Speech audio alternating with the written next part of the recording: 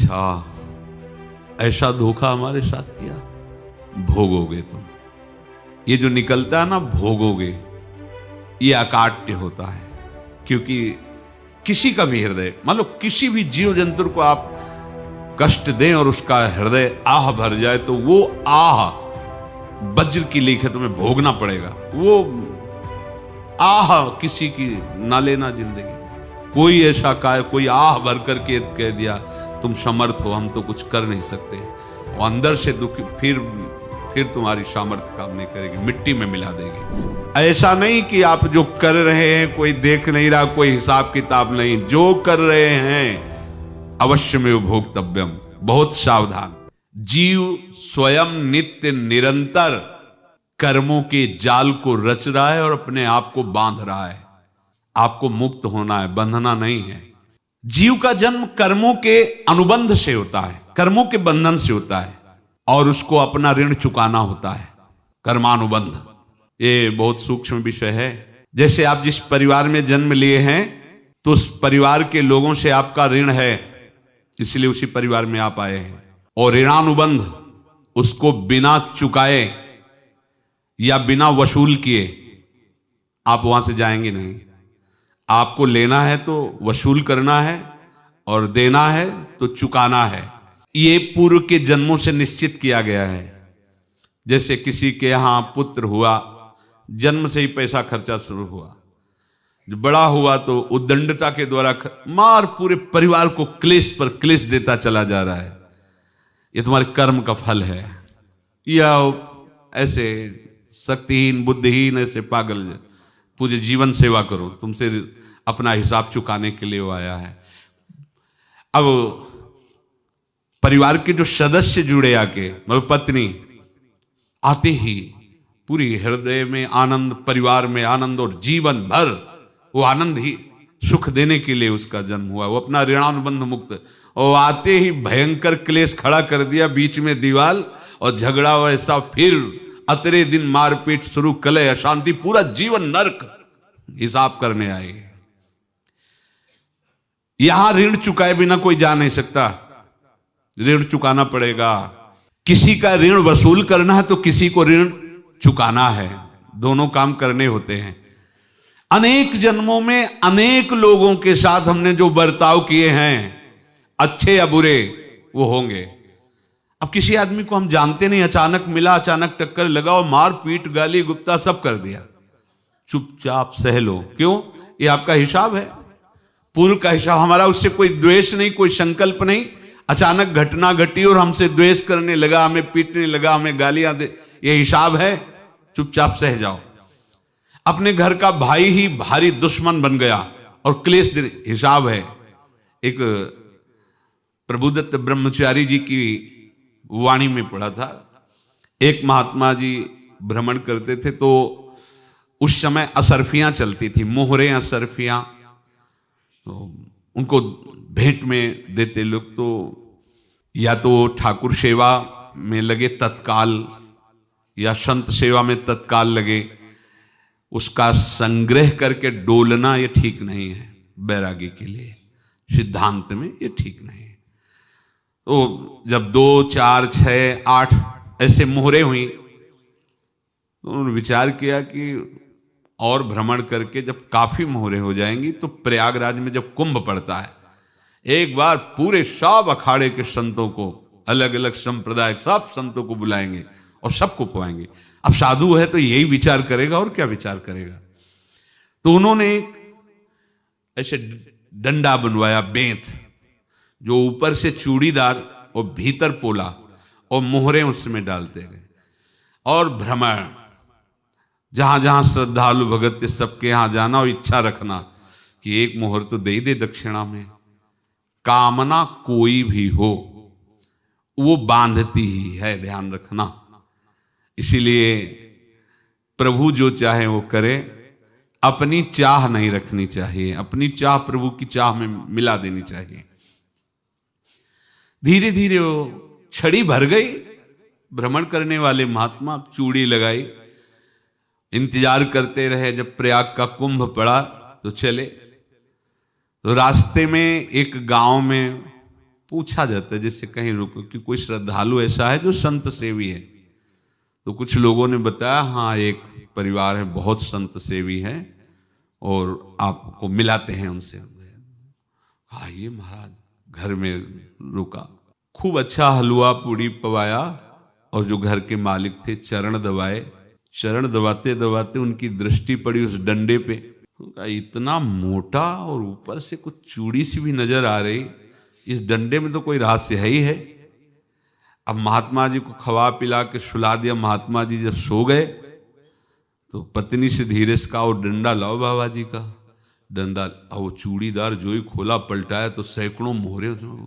ऐसे संत रोज पधारे भगवान, तुम आनंद हो जाए फिर क्या। पत्नी से कहा नाप के कंकड़ लाओ। वो तो महात्मा जी तो खाए खीर पूड़ी आराम से सो रहे। रात में पूरी प्लानिंग करके उसमें कंकड़ भर के चूड़ी लगाकर सिराने रख दिया, सारी मोहरें हटा ली। महात्मा जी आराम से छड़ी उठाए तो वजन पक्का। वैसे बड़े लोग चतुर होते हैं पर ये नहीं जानते कि कर्म कितना भयानक होता है। और उनकी कोई संतान नहीं थी पर धन में इतना प्रेम उनको था। बहुत सावधान। साधु महात्माओं के पास जो अर्थ है, गृहस्थी अगर आता वहीं से है, पर अगर उसको जोर जबरदस्ती या किसी छल कपट से, तो वो उसका विनाश ही करता है। आज तक का प्रमाण है। अब उनको ये भाव पता नहीं होगा, या पता होगा तो लोभ के कारण वो उसको मान नहीं पाए होंगे। महात्मा जी गए प्रयाग में, किसी अखाड़े पर रुके और वहां प्रार्थना की कि कल जो है संपूर्ण अखाड़ों का निमंत्रण किया जाए और सब संतों को भोग पवाया जाए और उनको दक्षिणा भी दी जाए। महंत ने सोचा कि बहुत बड़ा है तो उत्सव है, क्योंकि प्रयाग में कितने हजारों संत महात्मा सब। तो उनका महाराज बोरों इसमें चीनी और टीनों घी लगेगा, सब व्यवस्था। बोले आप मंगाइए, एक एक हिसाब हम करेंगे, हमारे पास सब व्यवस्था है। बोले कुछ तो पहले दे दो, वो इकट्ठे देंगे हम। उनको था कि अगर हम छड़ी खोला और दो चार मोहरे दी, किसी को पता लग गया तो गड़बड़ हो सकती। बोले हम भंडारे के समय आखिरी में सब कुछ आपको दे देंगे। ठीक है। वो अपने पास से पैसे लगाकर खूब जितना सामग्री सब लाए लाखों की, और सब संतों को निमंत्रण कर दिया। संत जन निमंत्रित हो गए, भंडारा बन रहा है। तब वहां के महंत है और उनका देखो भंडारा भी बन रहा है, संतों को निमंत्रण। अब आप अर्थ की व्यवस्था कीजिए, क्योंकि इतनी बड़ी हमारी सामर्थ्य नहीं थी जितना हमने किसी तरह हमने व्यवस्था की। अब मुझे अर्थ चाहिए, तभी आगे की व्यवस्था बढ़ेगी। संतों को दक्षिणा देंगे और जिनसे अर्थ लिया उनको दे। देखो रसोई बन गई है सब। उनका छत में विश्वास नहीं तो ये अभी चूड़ी खोली। उनको तो था ना कि मोहरे हैं, कंकड़। तो अब जैसे कितना उनको सदमा लगा होगा। हजारों संतों का निमंत्रण, रसोई बन, मतलब संत हो के छल कपट। तो उनका महाराज आपने तो हमारा नाश कर दिया, जो महंत थे। अब बताओ रसोई बन गई, संत निमंत्रित हो गए और आप ये कंकड़ दिखा रहे हैं हमको। आपने तो हमें बर्बाद कर दिया। हमारी इतनी सामर्थ्य नहीं थी, आप पहले बता देते। संत होकर ऐसा छल कपट। अब वो बोले तो क्या बोले, क्योंकि उनको पता था कि मोहरे हैं इसमें। अंदर से उनका चिंतन गया उसी सेठ के पास, अच्छा ऐसा धोखा हमारे साथ किया, भोगोगे तुम। ये जो निकलता है ना भोगोगे, ये अकाट्य होता है। क्योंकि किसी का भी हृदय, मान लो किसी भी जीव जंतु को आप कष्ट दें और उसका हृदय आह भर जाए, तो वो आह वज्र की लेख है, तुम्हें भोगना पड़ेगा। वो देखो भीष्म जी को भोगना पड़ रहा है ना। सांप को ऐसे धनुष की नोक से उठाया और बंबूल के कांटों के ऊपर फेंक दिया, कई दिन तक शेदा हुआ, वो आह भर करके मरा। तो आपको 6 महीने बाणों की सैया पर आह किसी की ना लेना जिंदगी में। कोई ऐसा कोई आह भर करके कह दिया तुम समर्थ हो, हम तो कुछ कर नहीं सकते, और अंदर से दुखी, फिर तुम्हारी सामर्थ्य काम नहीं करेगी, मिट्टी में मिला देगी। फिर ये तो संत थे और भगवत आराधना के लिए, संत आराधना के लिए ही ऐसा किए हुए थे। अब इनका कैसे मुंह दिखाएं, अब क्या करें। सुबह संत जन आएंगे, सबके बीच में हमारी कि देखो इन्होंने अब क्या करें। गए और संगम में जाके छलांग लगाई, अपने प्राण त्याग दिए। अब उनके तो पास मोहरे थी और व्यापार बढ़ा, और 9-10 महीने बाद ही लड़का हुआ। अब तो उनको कि संत फलीभूत हो गया। देखो व्यापार चल रहा, लड़का नहीं होता था, लड़का भी हो गया। बड़ा आनंद छा रहा है। जब से वो प्रकट हुए और धन की वृद्धि शुरू हो गई। पढ़ाई लिखाई में उनके खर्चा हुआ सब, बस बीमारी शुरू हो गई उनके शरीर में। अब उसमें पैसा जाना शुरू हुआ। इतने आसक्त वो दोनों हो गए कि कुछ भी हो, व्यापार ठप, संपत्ति बेचना शुरू। तो उन्होंने कहा कि बेटा मैं क्या कर सकता हूं तुम्हारे लिए। बोले हमारी अंतिम इच्छा है, प्रयाग चलो और जितने प्रयाग में संत महात्मा सबको एक बार भंडारा करवाओ। हमारी इच्छा अंतिम है, क्योंकि अंतिम यही इच्छा थी। तो बोले अब ज्यादा संपत्ति तो नहीं रह गई। तो बोले घर बेच दो, मेरे लिए ही तो है, बेच दो। मुझे लगता मैं बचूंगा नहीं, पर मेरी अंतिम इच्छा पूर्ण कर दो। घर बेच दिया, जेवर बेच दी। वहां गए, जब संत सेवा की तो बोले मुझे संगम तक ले चलो। संगम तक ले गए और बोले समझे तुम चुराए थे और हमने उसको छीना है, कुछ नहीं रह गया तेरे पास कुछ। अब केवल ममता और आसक्ति में जलकर मर और नरक प्राप्त कर। मैं वही महात्मा हूं जिसकी तूने मोहरे ली थी, शरीर छोड़ दिया। महात्मा को जन्म लेना पड़ा और इनको दुर्गति भोगनी पड़ी। ऋणानुबंध होश में। ऐसा नहीं कि आप जो कर रहे हैं कोई देख नहीं रहा, कोई हिसाब किताब नहीं। जो कर रहे हैं अवश्य में भोक्तव्यम। बहुत सावधान। अनेक जन्मों में अनेक लोगों से जो कुछ लिया दिया है, इस लेने देने को मिटा देने के बाद ही तुम मुक्त हो गए। इसीलिए एक उपाय है, लेना न देना, मगन रहना। क्या? मालिक को समर्पित हो जाओ। मालिक को अपना माना हुआ समर्पित कर दो, खत्म। अहम त्वाम स्वरूपापेभ्यो मोक्षयिष्यामि। सब खत्म, आगे पीछे लेना देना सब खत्म। एकादश स्कंद में भगवान श्री कृष्णचंद्र जी ने कहा जो मेरे चरणों का आश्रय लेकर भक्त मेरा भक्ति करता है, उसके पितृ ऋण, मातृ ऋण, देव ऋण, ऋषि ऋण, सब ऋणों से मैं मुक्त कर देता हूं। बस यही एक उपाय है।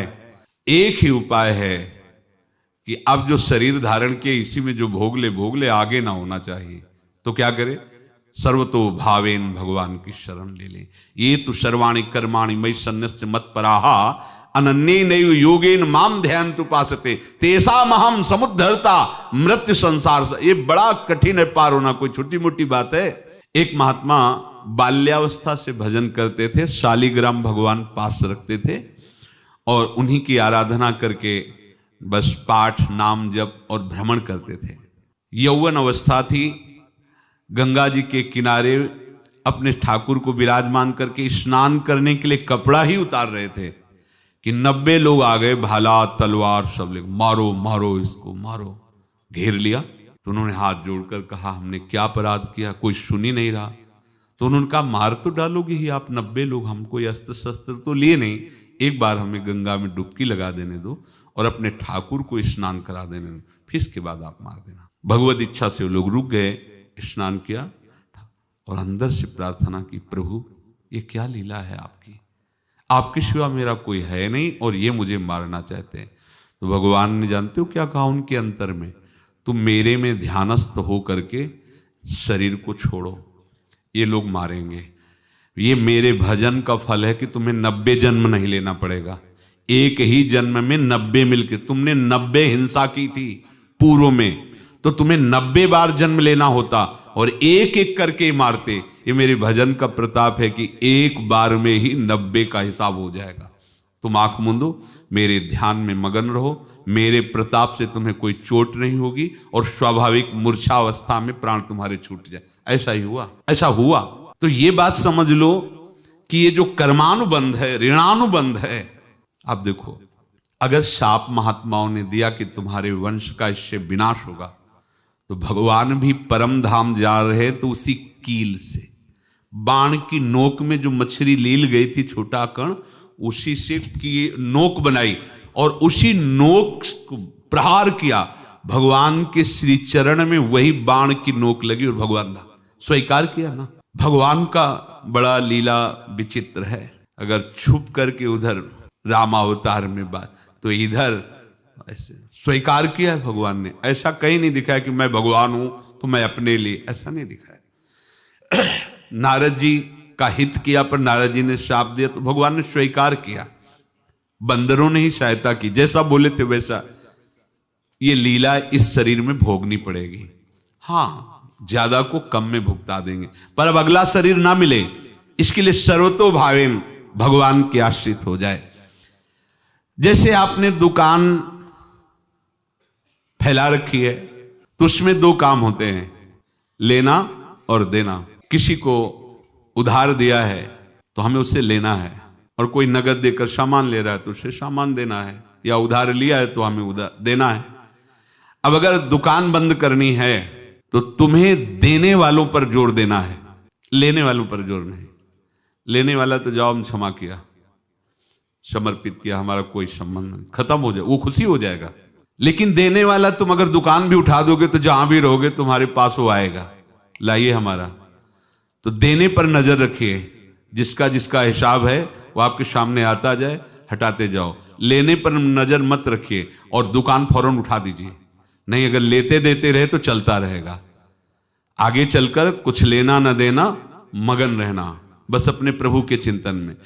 अब हम कैसे जाने कि किसको क्या देना है, हमें क्या पता? तो हम पूरा हिसाब जिनको पता है उनको दे देते हैं, समझ रहे हो? उनको पता है क्या लेना है क्या देना है, तो इनके पास पहुंच गए, सरकारी हिसाब से सब बराबर कर देंगे।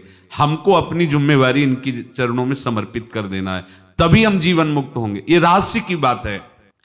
प्रभु कह रहे हैं, यस्य सर्वे समारंभा काम संकल्प वर्जिता ज्ञानाग्नि दग्ध कर्माणं तमाहु पंडितम बुधा। जिसके संपूर्ण कर्मों के आरंभ संकल्प और कामना से रहित हैं, तथा जिसके संपूर्ण कर्म ज्ञान रूपी अग्नि से जल गए हैं, उसको ज्ञानी जन भी पंडित कहते हैं, बुद्धिमान कहते हैं। जिस समय आपके हृदय में भगवत प्रेम का प्रादुर्भाव होगा तो लेश मात्र कभी तुम्हें दुख नहीं भोगना पड़ेगा। प्रेम का प्रादुर्भाव होते ही दुख का नाश हो जाता है, महासुख।